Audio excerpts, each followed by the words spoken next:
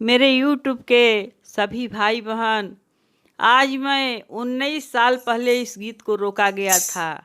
मालिनी अवस्थी अयोध्या गई थी और गाने लगी तो इस पर रोक लग गया, और वही गाना मैं आज आप लोग के सामने प्रस्तुत कर रही हूँ। आप लोग सुनिए इस गीत को।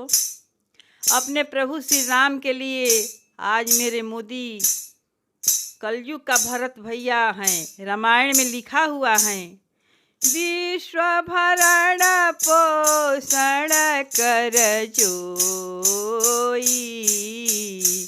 ताकर नाम भरत यश होई।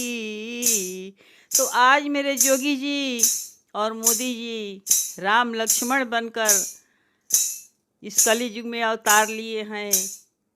आज 500 वर्ष का धरोहर मेरे राम जी को आज स्थापना हो गया। तो सचमुच में मैं मोदी जी और जोगी जी को बहुत बहुत धन्यवाद और आभार प्रकट कर रही हूँ। और उस गाना को आप लोग सुनिए। लिहले जनम रघुरैया हो रामा, लिहले अयोध्या में, लिहले जनम रघुरैया हो रामा, लिहले अयोध्या में, लिहले जनम रघुरैया हो रामा, लिहले अयोध्या में।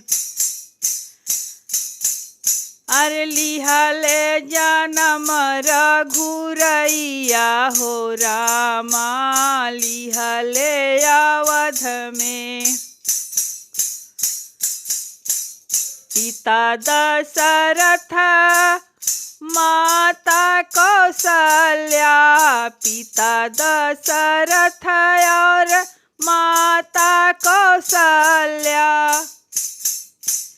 पिता दशरथ और माता कौशल्या, भरत लखन शत्रु भाई हो रामा, लिहले अयोध्या में, भरत लखन शत्रु भाई हो रामा, लिहले अयोध्या में। लिहले जनम राम, लिहले जनमवा, लिहले जनम राम, लिहले जनमवा, लिहले जनमवा हो, लिहले जनमवा, लिहले जनम रघुरैया हो रामा, लिहले अयोध्या, लिहले जनम रघुरैया हो रामा, लिहले अयोध्या,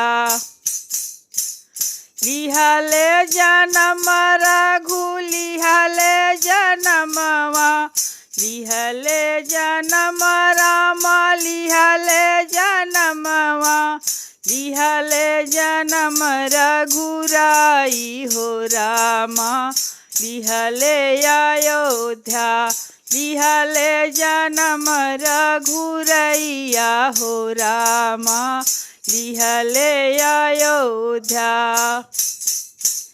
चौक पुरावो मंगल गाओ, चौक पुरावो मंगल गाओ,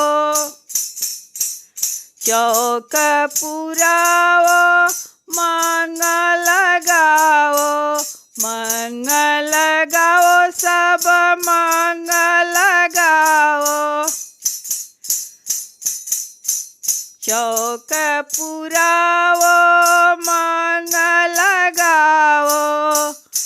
अरे घर घर बाजे सहनैया हो रामा, घर घर बाजे, घर घर बाजे सहनैया हो रामा, घर घर बाजे बधाइया हो रामा लिहले अयोध्या।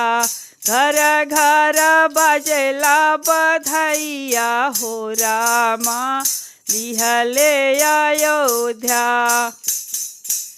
लिहले अवध में, हाँ लिहले अवध में, लिहले अवध में, हाँ लिहले अवध में, लिहले जन्म रघुरैया हो रामा लिहले अयोध्या।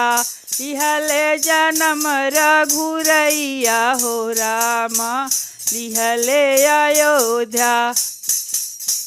गूंजे बधाइया हो गूंजे बधाइया, गूंजे बधाइया हो गूंजे बधाइया। लिहले जन्म रघुरैया हो रामा लिहले अयोध्या। लिहले जन्म रघुरैया हो रामा लिहले अयोध्या। जय श्री राम।